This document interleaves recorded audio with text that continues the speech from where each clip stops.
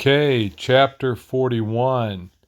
And we get introduced after God's discussion on Behemoth. Now we go to the Leviathan. And we don't know just exactly if these are dinosaurs or what they are that's still on the earth. But the whole idea here is that there are things that are greater than us. And we begin to think that we're the top person, the top dog, but we're not. And so after Behemoth, God goes into a discussion of Leviathan. And you get, of course, again, question after question after question, because God is questioning Job. There's some interesting notes here that God makes. Any hope of subduing it is false. The mere sight of it is overpowering. No one is fierce enough to rouse it. Who then is able to stand against me?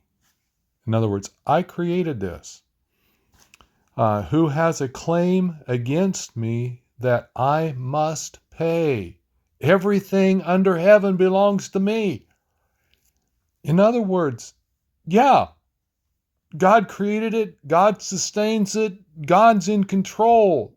How can anybody come and make a complaint against God when it's all His? I love the way he sums up Leviathan here at the end. It says, it looks down on all that are haughty. It is king over all that are proud.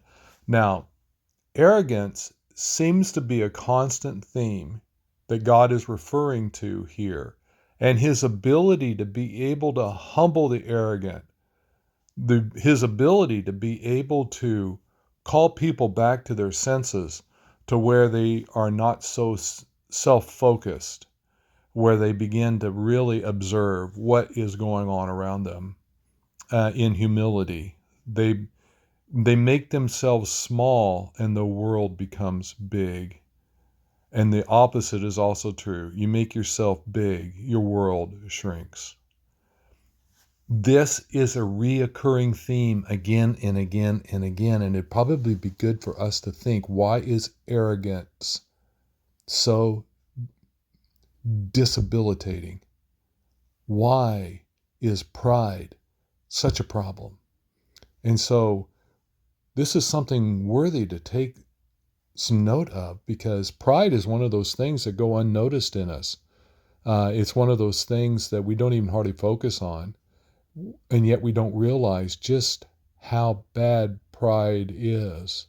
In fact, it is horrid. Horror of horrors. That's what we should think when we think of pride.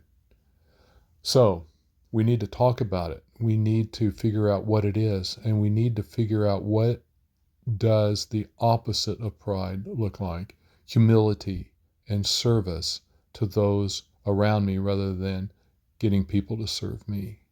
So I hope you're having a great day. And we have one more chapter left. God bless.